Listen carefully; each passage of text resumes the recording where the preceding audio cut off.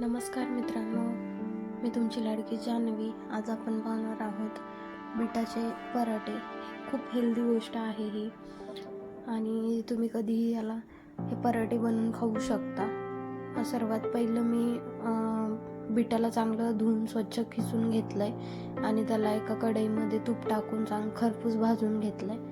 मग एक साईडला आपण ज्वारीचं पीठ आणि बेसन पीठ आणि गव्हाचं पीठ असे 3 पीठ मिक्स करून घेतले. बेसनाचं प्रमाण थोडंसं 2 चमचेच ठेवायचं आहे आणि तुमच्या घरी जर जास्त बनवत असाल तर त्याप्रमाणे, पण बेसन थोडंसं कमी प्रमाणात. त्यात थोडासा ओवा, त्यात तीळ जास्त प्रमाणात टाका, छान लागतील. आणि हळद,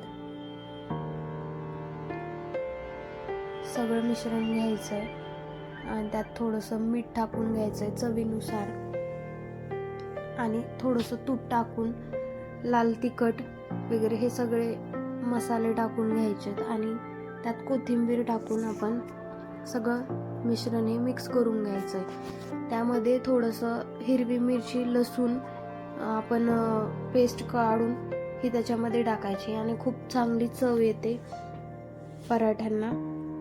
आणि जे काही मिश्रण तयार केलं होतं आपण खरपूस भाजलेलं बीटाचं याचं, तर ते पण त्याच्यावरती टाकून घ्यायचं आहे. तुम्ही पाहू शकता किती सुंदर असा कलर आलेला आहे.